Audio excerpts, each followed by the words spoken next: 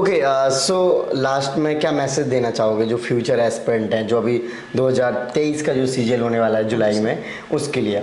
आपने और भी एग्ज़ाम जैसे एप कैट हो गया और CHSL हो गया, ये सब आपने कौन कौन से एग्ज़ाम क्लियर कर रखे? जैसे अब आपके पेरेंट्स का क्या रिएक्शन था जब आपकी फर्स्ट टाइम अच्छी जॉब लगी या फिर रिजल्ट आया, क्या था? सीजीएल की तैयारी के स्टेप बताइए। प्रीलिम्स के लिए क्या आपने अप्रोच रखी या फिर स्ट्रेटजी कैसे बनाई, कैसे तैयारी करना स्टार्ट किया? एक और चीज़ आपसे अगर मैं पूछूं, जैसे कि मैथ आपने बताया, रीजनिंग क्या होता है कि नॉर्मली स्टूडेंट नहीं पढ़ते हैं, तो आपने रीजनिंग के लिए क्या किया? सबसे इम्पोर्टेंट अभी आज के ज़माने में है जीएस, क्योंकि जीएस काफ़ी आसान भी है पढ़ने में और काफ़ी जल्दी भी किया जा सकता है एग्जाम में, तो उसके बारे में बताइए। और काफ़ी लेंथी भी माना जाता है, किस तरीके से सपोर्ट मिलता है? वैसे नॉर्मली लोग जानना चाह रहे होंगे क्योंकि कई लोग रिलेशनशिप में पता ही नहीं कैसे सपोर्ट ले सकते हैं। राइट, एग्ज़ाम हॉल में जब आप जाते हैं तो वो प्रेशर कैसे मैनेज करते हैं और कितना टाइम लगता है आपको दोनों जो एग्ज़ाम्स दिए आपने अटेम्प्ट मतलब करने में, क्वेश्चन 100? ओके, सो लास्ट में क्या मैसेज देना चाहोगे जो फ्यूचर एस्पिरेंट हैं, जो अभी 2023 का जो सीजीएल होने वाला है जुलाई में, उसके लिए?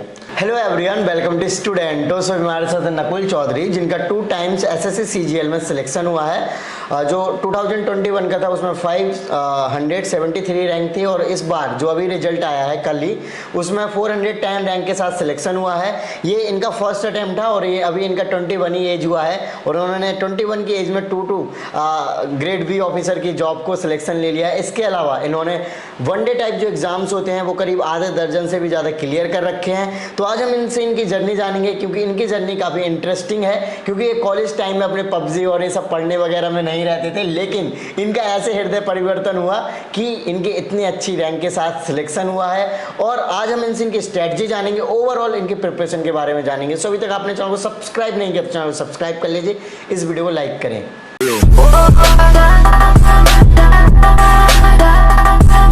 ओके, सो सबसे पहले आप अपना नाम और एजुकेशन बैकग्राउंड बताइए। सर, मेरा नाम है नकुल चौधरी, और जैसा कि सर ने बताया कि मेरा सिलेक्शन 2021 में प्रिवेंटिव ऑफिसर की पोस्ट पे हुआ है विद 573 रैंक, और 2022 में मेरी रैंक रही है 410 और मुझे मिला है डिविजनल अकाउंटेंट, जो कि होम पोस्टिंग मिल जाएगा। हाँ। और सर ने पूछा एजुकेशनल बैकग्राउंड के बारे में, तो एजुकेशनल बैकग्राउंड मेरा 10-12 तो बल्लभगढ़ से हुई है सर। हाँ। जहाँ से मैं बिलोंग करता हूँ। हाँ। और ग्रेजुएशन हुई है मेरी दिल्ली यूनिवर्सिटी से। मैं नॉन मेडिकल बैकग्राउंड का हूँ, लेकिन मैंने बैचलर ऑफ आर्ट्स की है, BA। ठीक है, ये सोच के की थी कि मैं यूपीएससी करूंगा। ठीक है, और यूपीएससी जो कि कहीं नामो निशान नहीं है 3 सालों में सिर्फ मस्तीखोरी की गई है। और एनसीसी ज्वाइन कर ली थी, तो एनसीसी के नाम पे ही मकड़ा मारा गया है और बंक किया गया कॉलेज। ओके, नॉर्मली लोग पोस्ट वगैरह को लेकर काफ़ी कंफ्यूजन में रहते हैं, तो आपने कैसे पोस्ट को डिसाइड किया और कौन सी पोस्ट लेनी?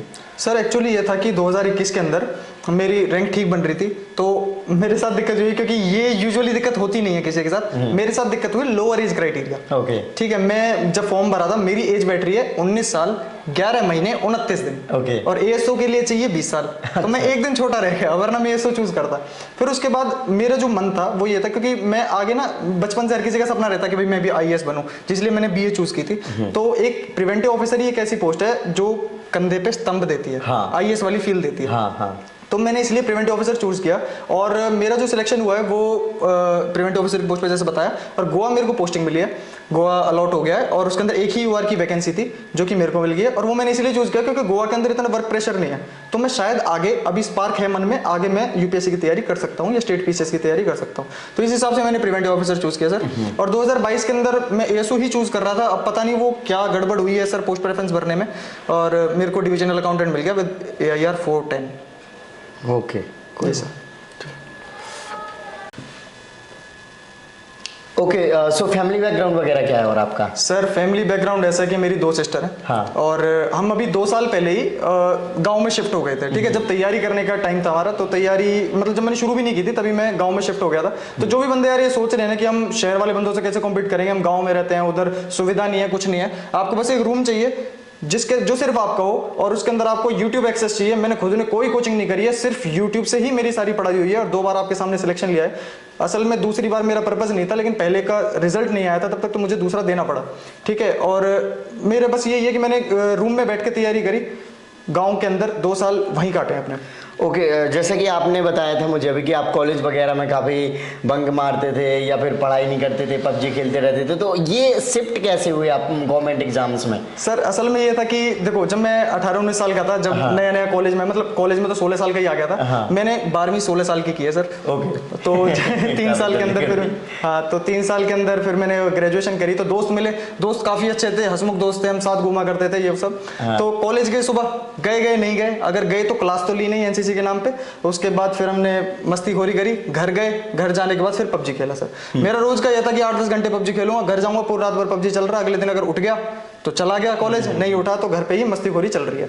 तो यही चलता था मेरा, यही प्रोसेस डेली का। मम्मी भी परेशान, पापा भी परेशान कि लड़का, इकलौता लड़का हूँ घर का, कि भाई ये कैसे करेगा, कहीं कुछ आगे कमा भी पाएगा नहीं कमा पाएगा। तो मम्मी रोज कहती थी बेटा पढ़ लिया कर, और मेरा यही जवाब रहता था मम्मी को कि आप तो चाहते हो कि बच्चा पैदा होते ही नौकरी लग जाए, ठीक है। उसके बाद जब चीजें समझ में आई कि मम्मी सही कहती हैं हमेशा। एक्चुअली सर ये बात है कि आप लोगों की मम्मी आपको डांटती होंगी, उस वक्त बहुत गंदा लगता होगा कि मम्मी हमसे ऐसा क्यों कर रही हैं, लेकिन वो कहती हमेशा सही है। आपको कुछ टाइम बाद समझ में आएगा यार माँ सही कह रही थी, ठीक है। तो धीरे धीरे वो चीज समझ में आने लगती है। तो एक दिन पापा जी ने भी कहा कि भाई असल में क्या होता था, मैं रात को पबजी खेलता रहता था कंबल ओढ़ के, ठीक है, या कभी कुर्सी बैठ के दुबक के। पापा विजिलेंट रहते थे बिल्कुल कि भाई आके देखेंगे कि नकुल तो उसी कोने पे बैठा मिलता है। हाँ, रोज डांट लगती थी मेरे को कि जब भी आता हूँ ऑफिस से तेरे को यहीं बैठा दिखता हूँ, ठीक है, उधर ही पबजी चल रहा है दोस्तों के साथ, इसे मार उसे मार, यही चलता रहता है। तो एक रात का तो ऐसा किस्सा था, मैं सो क्या रहा था, मैं तो पबजी खेल रहा था, पापा जी आए रात को 2 बजे, सीधे अटैक कर दिया। सीबीआई की रेड पड़ी मेरे ऊपर पापा की, और पापा ने कहा बेटा परमात्मा ने रात सोने के लिए बनाई है, सो जा। ठीक है। तो उस वक्त चीजें कुछ समझ में आने लगी। और सर एक वो दिन है और एक आज का दिन है, मैंने पूरी तैयारी, रात को 10 बजे सोता हूँ, सुबह 4 बजे उठाऊँ। एक दिन ऐसा मेरा नहीं गया जिस दिन मैं 4 बजे ना उठाऊँ। अरे वाह यार, ये तो बहुत ही अमेजिंग बात बताई लिटरली। सर ये मैं डेफिनेटली मैं अलार्म भरता था एक्चुअली 4:15 का, और मेरा अलार्म से कंपटीशन रहता था कि मैं इससे पहले उठूंगा, ठीक है। मैं 4 बजे उठता था, 4:15 का अलार्म बंद करता था, फ्रेश होके फिर पढ़ाई में लगता था। वाह, लिटरली ये काफ़ी इन्होंने डिसिप्लिन वाली बात बताई है। 4 बजे मैं काफ़ी बार ट्राई किया हूँ, लेकिन लिटरली मेरे से कभी हो नहीं पाया। नकुल लगातार 4 बजे उठते रहे हैं। मैंने भी कई बार ट्राई किया कि मैं सुबह जल्दी अर्ली मॉर्निंग में जाग जाऊँ, लेकिन मेरे से ये पॉसिबल हो ही नहीं पाया। लिटरली काफ़ी अच्छा डिसिप्लिन है। आप देख सकते हैं एक स्टूडेंट पहले किस तरीके का था और किस तरीके का बाद में हो जाता है, बिकॉज ऑफ कि उनका गोल क्या है, टारगेट क्या है। हालांकि हर कोई ट्राई करता है अपने लाइफ में बेटर करने का, बट सिचुएशन फेवर नहीं करती है कभी कभी। क्यों? जी सर बिल्कुल सही बात है, क्योंकि एक चीज़ मैंने जैसे बताया कि भाई मैं एनसीसी था, तो ऐसा नहीं है कि सिर्फ एनसीसी के नाम पे मैंने मस्तीखोरी की है, लेकिन एनसीसी ने मुझे कुछ कुछ सिखाया भी है, डिसिप्लिन सिखाया मुझे, ठीक है। 4 मतलब 4, 12 मतलब 12, ठीक है। वो मुझे एकदम क्लियर है मेरे माइंड में कि भाई मेरे को क्या करना है। और एक छोटा सा इंसिडेंट और सर शेयर कर देता हूँ मैं, कि क्या है कि जब मैंने तैयारी शुरू की थी, जब मतलब ऐसे ही एग्जाम देने वाला था मैं, तो उससे पहले अगस्त की बात है, अगस्त सितंबर की, मेरा एसएसबी आया था सर, एनसीसी स्पेशल एंट्री का। तो मैं एसएसबी देने गया उधर, क्योंकि एक बच्चे का ना, हर किसी का सपना रहता है कि मैं भी आर्मी ऑफिसर बनूंगा, लेफ्टिनेंट बनूंगा, हर किसी का मन में सपना रहता है। तो मेरा इंटरव्यू आया, उधर हम गए, उधर हम 550 बच्चों में से कुल 15 बच्चे सिलेक्ट हुए थे स्क्रीनिंग के अंदर। पहले डे, फर्स्ट डे के अंदर हम 15 बच्चे सिलेक्ट हुए थे। तो सिलेक्ट होने के बाद ऑफिसर वाली फील तो है कि हम बनेंगे ऑफिसर, लेकिन फिर हमें 5वें दिन वहां से भगा दिया गया। 5वें दिन उसको बोलते हैं कॉन्फ्रेंस आउट। तो उधर आउट हुआ, तो उधर ये चीज समझ में आई कि वहां जो बच्चे 3 बंदे सिलेक्ट हुए थे, उनके पास कुछ कुछ था जो उन्होंने लाइफ में अचीव किया था, और हमारे पास कुछ नहीं था। तो उस वक्त मैंने कान में बैठा दिया कि भाई मैं आऊंगा और कुछ ना कुछ बनूंगा और फिर एसएसबी जाऊंगा। तो एक ना एक बार अब मैं दोबारा एसएसबी जरूर जाऊंगा और उनसे आंख में आंख मिला के कहूंगा कि अब मैं भी ऑफिसर हूँ। Okay great. अच्छा, अभी जब आप तैयारी में आए तो कैसे शिफ्ट किया अपने आप को, और प्रिपरेशन में जब आ जाते हैं या फिर करने, आप जैसे बताया कि आप बंक मारते रहे, पढ़ाई में उतना मन भी नहीं था, तो अचानक से प्रिपरेशन में आए, फिर कैसे स्टार्ट हुई सारी चीज़ें?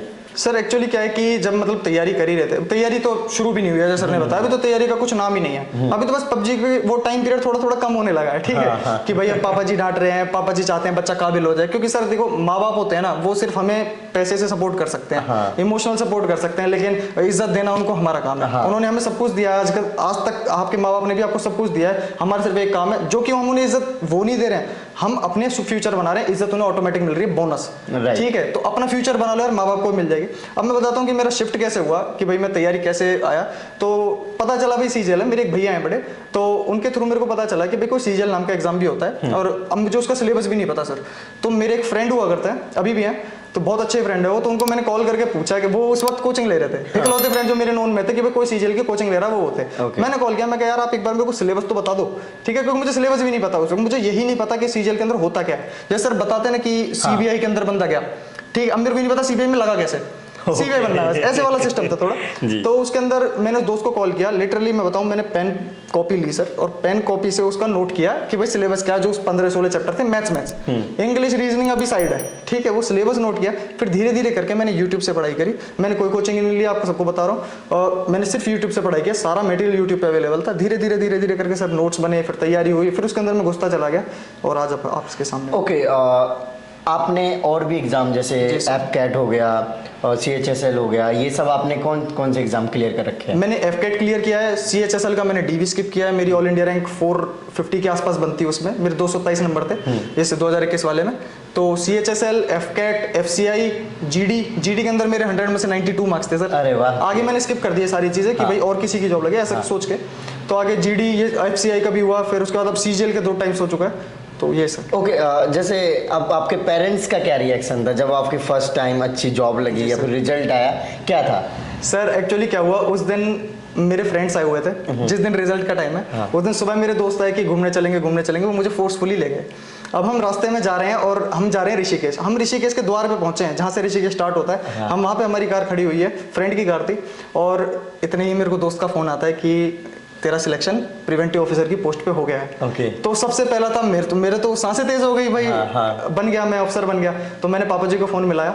हाँ, मेरा एक चैनल है SSC पांडव, उस पे मैंने ये वीडियो डाली हुई है सर, रिएक्शन की। उसके अंदर ना आप देखोगे कि मेरा फोन है हाथ में और मैं पापा जी से बात कर रहा हूँ। उस वक्त ना वीडियो तो नहीं बना पाया मैं उनके सामने उनको बताते हुए, लेकिन कॉल का रिएक्शन आप देखोगे ना, वो हड़बड़ाई हुआ, क्या बोलूं उनको ये नहीं पता, ठीक है, क्योंकि एक माँ बाप को सिर्फ इज्जत चाहिए जो मैं उन्हें दे चुका था। और अब वो 4 जनों में बैठने के लायक हो चुके हैं, लायक तो वो पहले भी थे, मतलब लायक मुझे एक बात कह सकते हैं, उनके पास प्राउड करने के लिए मैं हूँ, ठीक है। तो आप सबको बता दूं कि आप सबके पास भी ना, मतलब अपने माँ बाप को यार एक बार प्राउड जरूर कराओ फीलिंग में, जिंदगी में, वो आपको बहुत बेहतरीन फीलिंग होती है लाइफ की। आज भी मतलब मैं कहीं बैठता हूँ तो मेरे पापा गर्व से कहते हैं कि मेरा बेटा अफसर है।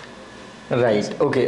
सो CGL की तैयारी के स्टेप बताइए, प्रीलिम्स के लिए क्या आपने अप्रोच रखी या फिर स्ट्रेटजी कैसे बनाई, कैसे तैयारी करना स्टार्ट किया? सर देखो, स्ट्रेटजी का जैसा कि मैंने आपको अभी ऑफ कैमरा बताया था कि देखो कोई आसमान से परी तो आएगी नहीं स्ट्रेटजी लेके कि भाई यही स्ट्रेटजी है, इसी से ही क्लियर होगा, ठीक है। स्ट्रेटजी सबकी अपनी अपनी हो सकती है, और एक्चुअली बताऊं तो स्ट्रेटजी नाम की कोई चीज ही नहीं। मैं बताता हूँ कि जैसे देखो यार, प्री हुआ, प्री मींस तैयारी सबकी सेम ही है, तैयारी एक ही बार होगी। आप भाई कोई भी सब्जेक्ट है उसकी आप तैयारी एक ही बार होगी किसी भी एग्जाम की, बाकी फिर आप उसको बस पॉलिश करोगे, ठीक है। तो अब इसका प्रोसेस कुछ ऐसा होता है, जो हमारे टाइम पे था 21 टाइम पे, 22 में तो प्रोसेस चेंज हो गया, पैटर्न चेंज हो गया। प्री दो, प्री के मार्क्स जोड़ेंगे, मेंस दो, मेंस के अंदर मैथ्स के जोड़ेंगे, इंग्लिश के जोड़ेंगे, फिर टायर 3 दो, डिस्क्रिप्टिव के अंदर आपकी किस्मत डूब सकती है, आगे फिर टाइपिंग, CPT, फिर जाके फाइनल रिजल्ट होता है, तब ऐसे जाके प्रोसेस होता था। लेकिन अब का जो पैटर्न चेंज हुआ है उसके अंदर ये है कि आपको प्री देना है, सिर्फ क्वालिफाई करना, आपका मार्क्स नहीं जोड़ेंगे। बहुत ईजी हो गया दोस्तों, आप करके देखो एक बार, आपका सिलेक्शन 100% होगा। इस बार 36,000 बच्चों का सिलेक्शन हुआ है, आगे जितनी भी वैकेंसी निकलेंगी सबके अंदर सिलेक्शन होना ही होगा, ठीक है। तो आप मेहनत करो, सिलेक्शन जरूर होगा। ओके, थोड़ा सा मैथ के बारे में बताइए कि मैथ को आप कैसे करते थे? हाँ जी सर, मैं बताता हूँ कि देखो यार, सबसे पहला स्टेप है ना, वो एक बच्चे का क्या होना चाहिए कि वो सबसे पहले अपना सिलेबस निपटाए, ठीक है। अगर सिलेबस ही नहीं हुआ है तो आप आगे करोगे कैसे, आप धुरंधर कैसे बनोगे उस चीज में जब आपको बेसिक ही नहीं आता। तो आपको सबसे पहले बेसिक सिलेबस कंप्लीट करना है, नोट्स बनाने, यूट्यूब से करो, कोचिंग से करो, कहीं से करो। ये मैं नहीं करा भाई, मैंने नहीं करी तो तुम भी मत करो कोचिंग। अगर आपको लगता है आप कोचिंग करो, नहीं लगता, अगर आप यूट्यूब से पढ़ना चाहते हो, क्योंकि मैंने भी उस वक्त ये ठाना था कि भाई मैं कोचिंग नहीं करूँगा, तो मैंने यूट्यूब से किया।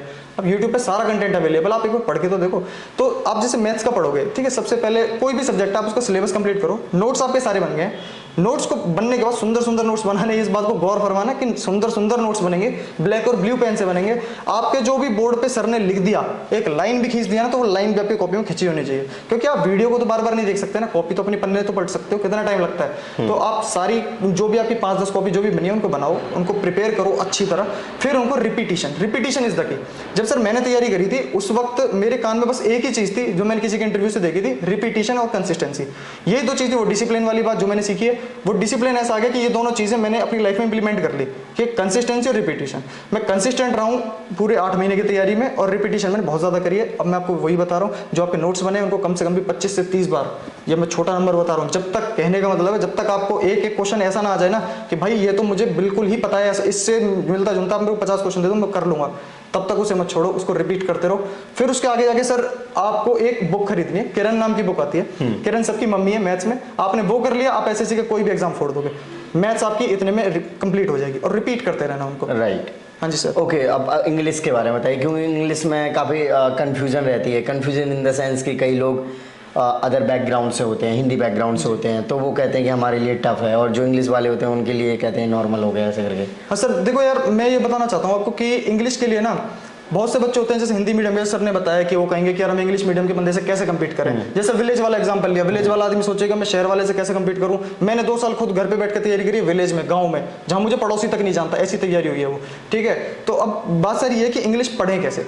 ठीक है, इंग्लिश देखो यार, ये भी बता दो कि जो इंग्लिश मीडियम का बंदा है ना, वो धुरंधर नहीं है इंग्लिश में, वो भी सिर्फ जचा के देखता है। ठीक है, 90% बच्चे ऐसे होते हैं कि भाई ये वर्ड में फिट बिठा के देखूं, फिट बैठ रहा है तो टिक कर दिया, सही हुआ नहीं हुआ वो किस्मत है, ऐसे चलता है। तो तैयारी सबकी सेम ही होती है। ठीक है, इंग्लिश मीडियम को थोड़ा सा अपर एंड मिल जाता है, तो हिंदी मीडियम वाले अगर प्रिपेयर करें मन लगा के तो वो जरूर हो जाएगा। कोई इतनी बड़ी चीज़ नहीं है इंग्लिश भी, आप धीरे धीरे करो। उसकी जो प्रिपरेशन स्ट्रेटेजी थोड़ी सी मैं शेयर कर देता हूँ। एक बुक आती है word power made easy by Norman Lewis. ठीक है, छोटी सी बुक होती है, वो बिगिनर्स के लिए बेस्ट बुक है।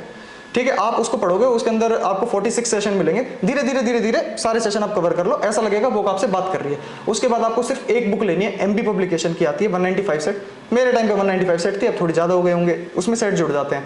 तो उसके अंदर मैं कह रहा हूँ कोई कोचिंग कोई वो सब एक तरफ, लेकिन उसके जो 5-7 पन्ने हैं ग्रामर के और 15-20 पन्ने हैं वोकैबुलरी के, उनको आप रट लो, समझ में आ रहा है नहीं आ रहा उसको रीड मारो जितनी बार हो सके।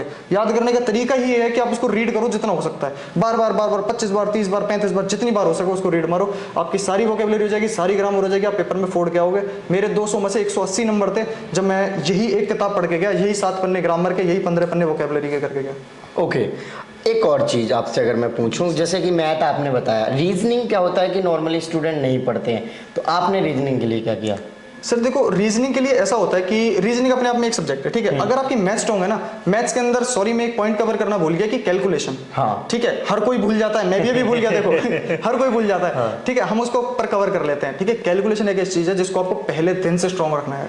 ये मत सोचना पहले सिलेबस कर लेता हूँ, मॉक टेस्ट दे लेता हूँ, कैलकुलेशन तो होती रहेगी, नहीं, कैलकुलेशन पहले दिन से स्ट्रॉन्ग करो, पहले दिन से मल्टीप्लाई करना सीखो। एक वैदिक मैथ्स नाम से आता है, गूगल यूट्यूब करोगे उसके अंदर आ जाएगा, वैदिक maths by Pawan Rao sir है, उन्होंने बहुत अच्छी चीज कही। माना आपको प्लस माइनस मल्टीप्लाई आता है, माना आप बहुत बड़े धुरंधर हो, लेकिन जैसा वो बता रहे हैं ना, सब कुछ अपना भूल के वैसा कर लेना, आप बहुत मास्टर हो जाओगे कैलकुलेशन के अंदर। तो मैथ्स के अंदर कैलकुलेशन ऐसे स्ट्रांग हो जाएगी, जैसा मैंने बताया कैलकुलेशन आपकी स्ट्रांग हो गई है। अब कैलकुलेशन स्ट्रांग होने का मतलब क्या है? मैथ्स में तो आपको सपोर्ट करेगी, लेकिन जो आपकी रीजनिंग है ना, आपका माइंड तेज हो जाएगा, आप सारे क्वेश्चन सॉल्व कर पाओगे। और पहले देखो यार, 2-4 उसके अंदर टॉपिक्स हैं, जैसे सिलॉग हो गया, क्लॉक हो गया, ये चीजें हमको खुद से नहीं आती हैं, ये हमको सीखनी पड़ेंगी। ठीक है, वो आप यूट्यूब से कहीं से सीखो, या कहीं से भी जहां आपको अच्छा लगे वहां से सीखो।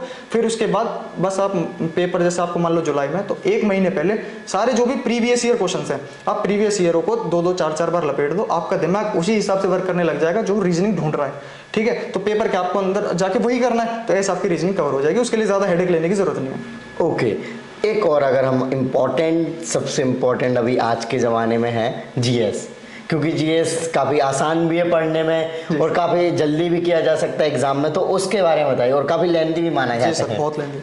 जीएस के लिए अगर मैं शेयर करूं तो देखो यार, जीएस की एक बुक आती है ल्यूसेंट। हाँ। हर कोई टॉपर यही बता के चला जाएगा कि ल्यूसेंट पढ़ लो, लेकिन ल्यूसेंट पढ़ना सबसे मुश्किल काम है। आज तक मैंने ही नहीं पढ़ी, आप क्या पढ़ो ठीक है, मैंने भी नहीं पढ़ी, आपसे भी नहीं पढ़ सकते हो आप लोग भी, ऐसी बात नहीं है, लेकिन मेरे से नहीं पढ़ी गई वो। ठीक है, वो बुक बहुत भारी पड़ी मुझे पढ़नी, लेकिन मैंने पढ़ी। ठीक है, तो आप जीएस के लिए क्या करो, हिस्ट्री, पॉलिटी और ज्योग्राफी, ये 3 एक सब्जेक्ट है जो आप कहीं से भी कवर कर सकते हो। ठीक है, यूट्यूब से करो, कहीं से भी करो, या आपको कोई और स्टडी मटेरियल मिल गया, ये तो बेसिक है, ये देखो, ये तो आपको करने ही पड़ेंगे, इंटरेस्ट के साथ करो, हो जाएगा, वो सारा कवर हो गया। 3 टॉपिक साइड करने के बाद मैंने क्या किया था सर, कि मैंने देखो कहीं से कोई वीडियो नहीं देखी, मैं बैठ के सोचा कि मैं पेपर में आता क्या है, प्रीवियस ईयर देख के पेपर में आता गया, तो मैं टॉपिक्स लिखता चला गया।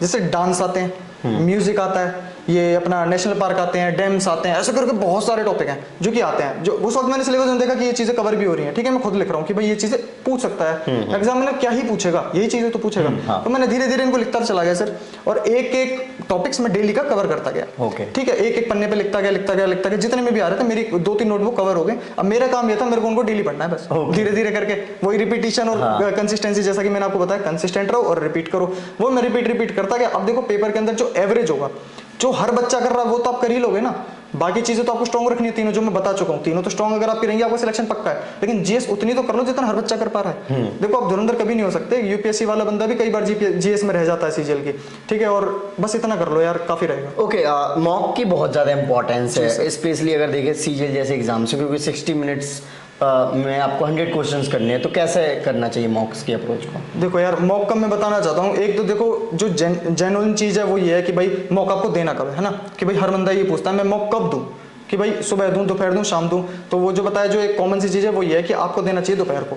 ठीक है, जो एक जेन्युइन चीज मैं आपको बता रहा हूँ, आपको दोपहर को देना चाहिए, क्योंकि अगर आप सुबह दोगे तो पूरे दिन परेशान रहोगे, अगर कम स्कोर आया तो। शाम को दोगे तो कम स्कोर आया, रात को सो नहीं पाओगे। लेकिन मेरी पर्सनल एडवाइस ये कहती है, जो मैंने किया है, मैंने बताया मैं 4 बजे उठता था, कंसिस्टेंट था।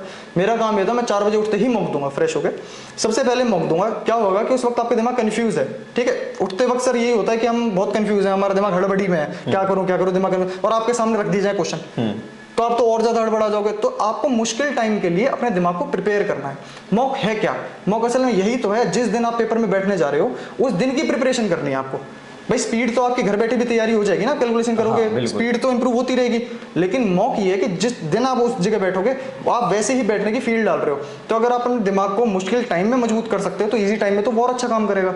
तो मॉक्स आपको डेली देने हैं। आपका सिलेबस 40% हुआ, 50 हुआ, 60 हुआ, डजंट मैटर। मेरी खुद का स्कोर 25 क्या बोलूँ, स्कोर नहीं, रैंक मेरी 25,000 30,000 रहा करती थी जब सर मैंने मॉक देना शुरू किया था। लेकिन एक टाइम ऐसा भी आया, मैं उसके अंदर मॉक्स के अंदर 1 रैंक भी लाने लगा। ओके। और ये टेक्स्ट बुक के कवर किए थे मैंने मॉक्स। ये पूछते हैं कौन से प्लेटफॉर्म के करे जाए, तो देखो ऐसा नहीं बोलेंगे कि भाई टेक्स्ट बुक बहुत अच्छा है, लेकिन उससे क्या होता है कि उसके अंदर बहुत ज्यादा बच्चे हैं जो मॉक दे रहे हैं, तो उसके अंदर आपको अपना लेवल पता चल जाता है। और लाइव लेवल पता करने के लिए क्या होता है, सैटरडे संडे ऑलिव बोर्ड का मॉक आता है सर। हाँ। वो ऑलिव बोर्ड का मॉक देना चाहिए। ठीक है, उससे क्या है कि लाइव उस वक्त क्या तैयारी चल रही है बच्चों की वो पता चल जाता है। मैंने अपने टाइम में 2021 के अंदर 200 नंबर के मैथ्स इंग्लिश हुआ करते थे, तो मैं ऑलिव बोर्ड का मैथ दिया करता था। और ऑलिव बोर्ड का मैंने खरीदा भी हुआ था सर, सब्सक्रिप्शन ले रखा था ऑलिव बोर्ड का। उसके हार्ड मॉक्स बताते हैं, जब भी बोलते हैं कि ऑलिव बोर्ड के हार्ड होते हैं मॉक, तो वो हार्ड वाले के अंदर भी मेरा स्कोर 190 प्लस रहता था। तो आप सोचो कि किस लेवल की आपको तैयारी चाहिए, वो बस कंसिस्टेंट रहो, रिपीट करो, आपकी इस लेवल की हो जाएगी। राइट। जैसे कि ये टाइम जो प्रिपरेशन का होता है उसमें एक टाइम शेड्यूल बनाना है या फिर कितने घंटे स्टडी करना, ये बहुत ज़्यादा इंपॉर्टेंट होता है। तो आप कितने घंटे डेली पढ़ते थे या फिर किस तरीके से होता था? हाँ सर, देखो फिर से मैं वही बात रिपीट करना चाहूँगा, कोई परी तो आएगी नहीं वो लेकर एक से कि भाई आप इतने घंटे पढ़ो आपका सिलेक्शन हो जाएगा। क्या होता है सर, आप जैसे ही उस चीज़ में घुसे ना, अगर आप पूरे मन से हो तो आप टाइम नहीं देखोगे। ठीक है, अगर आप मन से नहीं हो तो आप देखो कि मेरा तो 1 घंटा हो गया, अब इंग्लिश बंद कर देता हूँ। ऐसा कैसे हो सकता है? आप सपोज करो आपने 2 घंटे इंग्लिश को देने हैं, आपका इंटरेस्ट बन रहा है तो उसको थोड़ा और एक्सटेंड हो जाएगा, वो आपको पता ही नहीं चलेगा कब में एक्सटेंड हो गया। आप टाइम देखोगे 3 घंटे हो चुके हैं। ठीक है, तो ऐसे धीरे धीरे करोगे, आप देखोगे 8-9 घंटे की पढ़ाई तो मेरी वैसी होगी।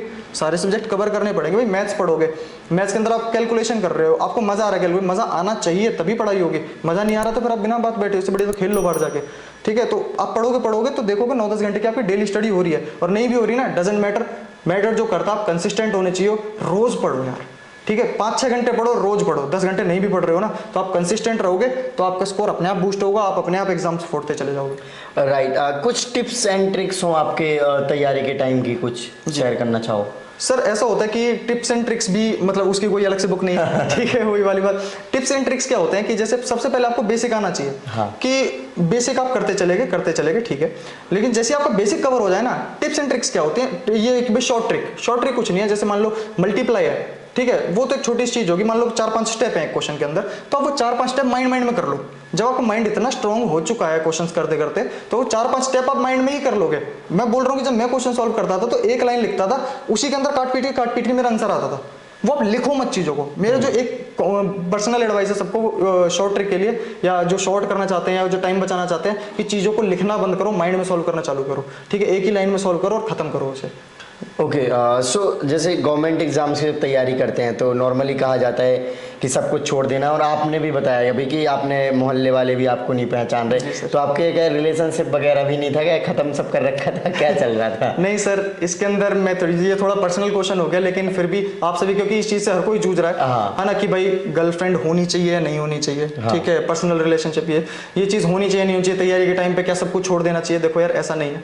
देखो जैसा मैंने बताया कि मेरे वो तैयारी से पहले मैं क्या करता था, पबजी खेलता था, बारह गर्दी करता था, ठीक है। उस वक्त भी मेरा पहले एक रिलेशन रहा था जिसकी वजह से मैं ऐसा बना, ऐसा। ठीक है। अरे वाह, लेकिन ठुकरा के मेरा प्यार है, मेरा इंतकाम देखिए। अब उसके बाद फिर मेरे एक रिलेशनशिप रहा सर, वो बहुत अच्छा था, जो कॉलेज लाइफ में अच्छा है, ठीक है। उन्होंने बहुत सपोर्ट किया मुझे एग्जाम के लिए, अगर मैं कट ऑफ हूँ सबसे तो वो चीज़ समझ रहे हैं, ठीक है। वो मुझे बहुत सपोर्ट कर रहे हैं, हर एग्जाम में उनका काफ़ी योगदान रहा है। आज अगर मैं सक्सेसफुल हूँ या मेरे पास कोई जॉब है तो वो उन्हीं की बदौलत है, मैं ये कहना चाहूँगा। अरे वाह, क्या बात है। किस तरीके से सपोर्ट मिलता है वैसे? नॉर्मली लोग जानना चाह रहे होंगे, क्योंकि कई लोग रिलेशनशिप में पता ही नहीं कैसे सपोर्ट ले सकते हैं। सर वो मेंटल सपोर्ट होता है, देखो यार इसके अंदर फिजिकल सपोर्ट की बात नहीं हो रही है, क्योंकि हम फिजिकली हर कोई सक्षम है, ठीक है। इधर मेंटल सपोर्ट ऐसा है कि जब देखो यार आप अकेले हो, जूझ रहे हो, क्योंकि मैंने जैसे सर ने बताया मैं तैयारी करी है, 2 साल गांव में रहा, मतलब गांव में ही रहते हैं हम, अब एक कमरे में ही रहा। यहाँ तक कि ऐसा हो गया था कि मुझे पड़ोसी भी नहीं जानते कि बंदा यहाँ रहता भी है नहीं। मेरे ताऊ जी रहते हैं साइड में, वो भी मुझे नहीं जानते कि जानते हैं मतलब ये भी नहीं पता कि बंदा है या नहीं। 15 दिन 20 दिन बोलते हैं नकुल बाहर है शायद, ठीक है। जब निकलता तो बोलते कहाँ रहता है, ठीक है। बस ऐसा हो गया था मेरा। तो उस वक्त मैं अकेला हूँ, उस अकेलेपन में जो सहारा रहता है ना, सहारा मतलब मेंटल सपोर्ट, कि भाई है तुम्हारे लिए भी कोई है, और अगर तुम तैयारी कर रहे हो तो हम वेट कर रहे हैं तुम्हारे लिए, समझ लो ये चीजें हैं। इस तरीके का मेंटल सपोर्ट होता है जो कि काफी ज्यादा होता है, जिसने आप सब में जिसको मेंटल सपोर्ट मिला होगा वो जरूर जानते हैं चीज। राइट। एग्जाम हॉल में जब आप जाते हैं तो वो प्रेशर कैसे मैनेज करते हैं, और कितना टाइम लगता है आपको दोनों जो एग्जाम्स दिए आपने अटेम्प्ट मतलब करने में, क्वेश्चन 100? हाँ, ये सर ने बहुत अच्छा क्वेश्चन पूछा है। हर किसी बच्चे की यही दिक्कत रहती है कि एग्जाम, देखो तैयारी सबकी अच्छी हो रही है, पढ़ा हुआ कोई रहा है, मेहनत हर कोई कर रहा है, जैसे एग्जाम हॉल में गए प्रेशर आया, हाथ कांपे और खत्म हो गया, ठीक है। मैं बताता हूँ आपको, सबसे पहले ना मैंने एक एग्जाम दिया था, बहुत पहले, मतलब बहुत पहले भी नहीं, 1-2 साल हो गए होंगे। मैंने CHSL का एग्जाम दिया था सबसे पहला। CHSL का एग्जाम दिया, वही एक एग्जाम था जो मेरा नहीं हुआ था। तो CHSL का मैंने एग्जाम दिया और मैं बहुत मेहनत करी उसके लिए कि मैं करूंगा ऐसे करके, और मैं पेपर देने गया। लिटरली उस दिन मैंने प्रेशर फील किया कि भाई प्रेशर असल में होता क्या है। प्रेशर ये था सर, आखिरी मिनट में मैं क्वेश्चन सॉल्व किया, मैंने पूरी कोशिश करी माउस को इधर से मूव करने की, मेरे से माउस मूव नहीं हुआ, मेरे हाथ कांप गए। मैं बाहर निकला, मेरे मार्क्स कम थे, मैं पूरे रास्ते ऑटो में रोता हुआ आया। मेरी आंखों से आंसू थे, ऐसा नहीं फुट फुट कर रो रहा, जो एक होते हैं ना मर्दों की आंखों में आंसू होते हैं, जो वो आंसू होते हैं, मैं रास्ते में रोता हुआ। उस दिन भी सोचा कि आगे जाके यही चीज़ कवर करनी है। तो ये मॉक दे के सुबह 4 बजे दे के यही फायदा होगा कि आप जब एग्जाम देने जाओगे ना, एग्जाम में आप बैठोगे आपको प्रेशर ही फील नहीं होगा। लिटरली ऐसा होता है कि भाई हाँ हो गया, चल भाई देखता हूँ, पहला क्वेश्चन खत्म, दूसरा क्वेश्चन खत्म, ऐसा हो गया था। देखो 21 के अंदर तो हार्ड पेपर बनते थे, ठीक है, हमारे वाला मैथ्स तो इजी आया था, लेकिन जो अब जो मेंस आ रहे हैं, ऐसा हुआ 30 क्वेश्चन आए, मैंने वो 12 मिनट में कर दिए थे, ठीक है। मैं कह रहा हूँ अब मैं क्या करूँ, ठीक है, ऐसा टाइम भी आ गया था। तो वो प्रेशर ऐसे हैंडल हो जाता है सर, प्रैक्टिस से सारे प्रेशर हैंडल हो जाते हैं। राइट। जैसे CGL जो एग्ज़ाम है, आपको क्या लगा कि जो प्रीवियस जो आपने एग्ज़ाम्स दिए थे वो हेल्प करे इस एग्ज़ाम में? मैं ये कहता हूँ कि मैंने तैयारी करी है सिर्फ एक एग्जाम की आज तक, मैंने सिर्फ CGL पढ़ा है। CGL नहीं, मैंने सिर्फ SSC पढ़ा है, CGL तो बताया वो सिर्फ किरण पढ़ी है, उसके सारे एग्जाम है, वो सारे एग्जाम के क्वेश्चंस हैं, मैंने सिर्फ वो पढ़ा है, बाकी एग्जाम तो बोनस में क्लियर हुए हैं सर। और वो मैंने ऐसा नहीं था कि भाई मैं सीट खराब करना चाहता हूँ, वो ऐसा था कि बस मैं अपना लेवल चेक करना चाहता हूँ। मैं एक प्री देता था, आगे का मैं नई प्रोसेस करता था। GD के अंदर सर मैंने GD का एग्जाम दिया था कि भाई मैं देखता हूँ भाई एग्जाम मेरा होता भी है नहीं। पहले तो मेरे 100 में से 92 मार्क्स आए थे, ठीक है, उसके अंदर इतना अच्छा स्कोर रहा, CHSL के अंदर भी अच्छा स्कोर रहा, फिर वो सब होते चले जाते हैं। तैयारी सिर्फ एक बार होती है, सिलेक्शन 1000 बार हो जाते हैं। ओके, जो ये बार स्कोर आए आपके, थोड़ा स्कोर बताना। सर मेरा 2021 के अंदर ये था, प्री के अंदर 160 थे, वो 180 हो सकते थे, लेकिन मेरे से वो मैंने जल्दी कर लिया पेपर, पता है ना, स्पीड मेरी इतनी अच्छी हो गई थी कि मेरा कितने सर 35 मिनट में पेपर हो गया था। 60 मिनट, हाँ 35 मिनट में मेरा पेपर हो गया। और मैं बैठ के ये सोच रहा हूँ GS खोल के कि भाई अब मैं इसको भरूँ या ना भरूँ, ठीक है। मैं 94 क्वेश्चन अटेम्प्ट करके आया था उसमें, खाली बैठा हूँ। अब वो क्या, वो सही क्वेश्चन को भी मैंने गलत कर दिया, टाइम के रहते। अब वो 180 से स्कोर आ गया मेरा, ओवर कॉन्फिडेंस ओवर कॉन्फिडेंस भी आपको रेड होगा, ये भी बात याद रखना, ठीक है। तो वो मेरा दूसरे टाइम कितना टाइम लगाया आपने प्रीलिम्स को? प्रीलिम्स तो सर मजाक में हो गया था। सही बताऊं तो वो प्रीलिम्स जब 2022 का दिया मैंने, तो प्रीलिम्स ऐसा था, मेरे को खिड़की के पास बिठाया था, पास से ढोल बज रहे थे, अब मैं फोकस नहीं कर पा रहा, लेकिन फिर भी वो मेरा एग्जाम मेरा निकल गया, और उसके अंदर मेरे शायद 165 मार्क्स थे। ओके, तो सेकेंड टाइम ऐसा कोई बहुत ज़्यादा पिछली बार की तरह पढ़ाई करी, या फिर ठीक है सब कुछ आता है निकाल रखा है, इस बार जाएंगे ऐसे ही हो जाएगा? सर इसका एक छोटा सा इंसिडेंट है, वैसे कहना नहीं चाहिए, लेकिन बच्चों को बताना चाहता हूँ कि दोस्ती भी ऐसी होती है, ठीक है। सर मैं 2021 में मेरा सिलेक्शन हो चुका था, लेकिन 2021 का रिजल्ट नहीं आया था, तो इसलिए मुझे 2022 का एग्जाम देना पड़ गया।